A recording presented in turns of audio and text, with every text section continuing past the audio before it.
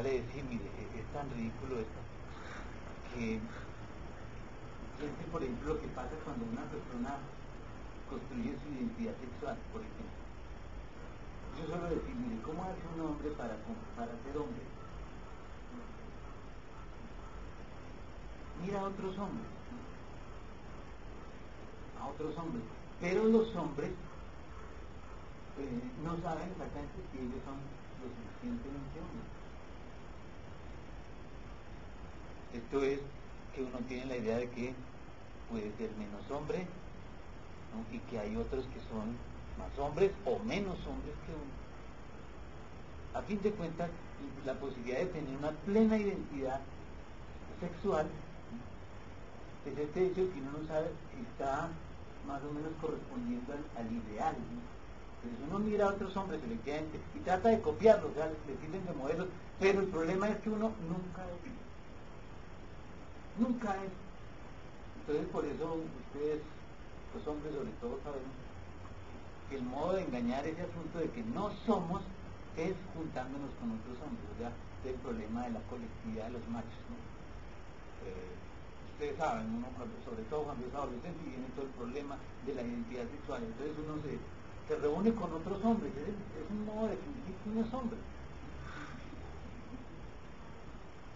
Y se encuentran en ese sentido, por ejemplo, que solo así cuando uno es adolescente logra inventar algo del otro sexo. O sea, se reúne uno con otros hombres porque está la ficción de que solo así se puede ser hombre, y eso no nos pone sino de plano en el terreno de que el modelo no es suficiente.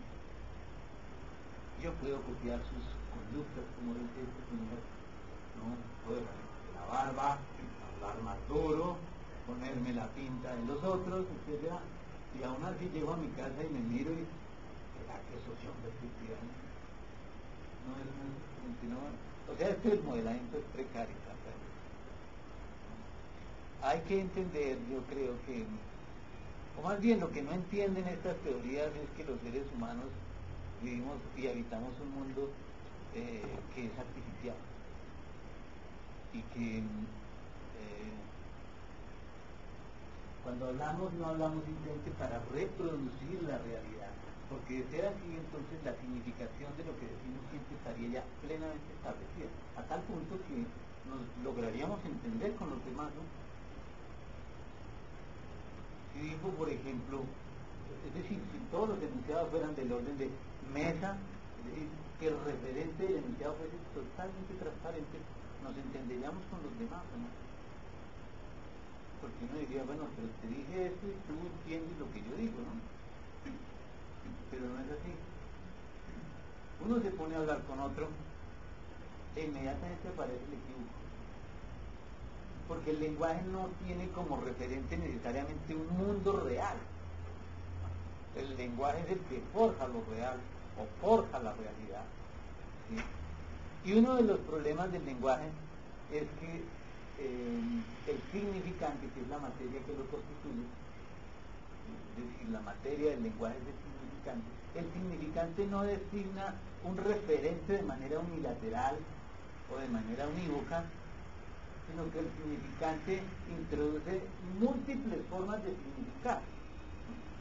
Vean ustedes, por eso es posible hacer chistes. Si el lenguaje designara lo real, si fuera el doble de lo real, entonces tampoco podríamos hacer chistes, porque pues, o sea, seríamos muy serios, porque efectivamente uno siempre diría lo que está diciendo. Pero no, uno dice, cuando uno dice también lo que está diciendo y además otra cosa, y eso es lo que mueve a Luis, ¿no? Es decir, que uno tiene que suponer esa otra cosa. Por eso los lingüistas dividen precisamente el campo del enunciado del campo de la enunciación. Dicen, en el campo del enunciado, pues ahí tenemos que la palabra muestra algo, pero en el campo de la enunciación hay una cosa del orden de la suposición. Yo creo que los siempre son todos muy flojos, pero ilustran el problema de qué es, ¿no? De cómo efectivamente el significante dice otra cosa. Y eso es lo que le puso la risa. Uno puede decir, ¿no? El cuento de las palomas, ¿sí? Para volver aquí literalmente palomas. Tipo que dice, estoy entrenando palomas. Le dice, ¿mensajeras? Le dice, no, no mensajeras. Entonces, mensajera.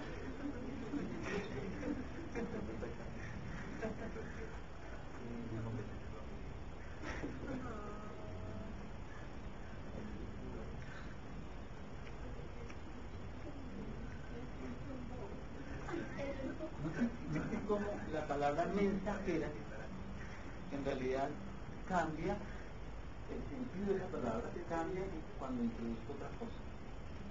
Primero oí mensajeras en el sentido de aquella animal que lleva mensajes, pero después con el mensajero cambia o no. Entonces la palabra mensajera no significa necesariamente lo que todo el mundo cree que significa. Entonces, ¿cuál realidad? ¿De qué realidad estamos hablando? ¿Cómo suponer la realidad como una cosa metafísica, como un puro hecho real, como dice Heidegger, como una cosa ante los ojos? Cuando Heidegger cuestiona todas las teorías humanistas, es para señalar que las teorías humanísticas, las ciencias humanas, mejor dicho, siempre han partido de un error. Es considerar que el hombre tiene una relación con el mundo en términos de conocimiento. En tal sentido, entonces, por excelencia, si pensamos que el sujeto sería el del conocimiento, diríamos que todos estamos condenados a ese punto. Es decir, estamos frente al mundo, ¿no? O tenemos una relación con el mundo en tanto que este me hace frente y no tengo otra posibilidad más que acceder a él por la vía del conocerlo. Así que mire cómo lleva la teoría de Bandura a una cierta práctica que hoy se llama las terapias cognitivo-conductuales. ¿Qué hacen los terapeutas cognitivos conductuales? Como suponen la realidad, como suponen que hay una realidad real y normal además, como no se preguntan por el valor ideológico que tiene la realidad, entonces se dedican a hacer lo que ellos llaman reestructuración cognitiva. Es decir, si una persona, se supone, padece de una patología, es porque hay un déficit en la representación o tiene representaciones inadecuadas de la realidad.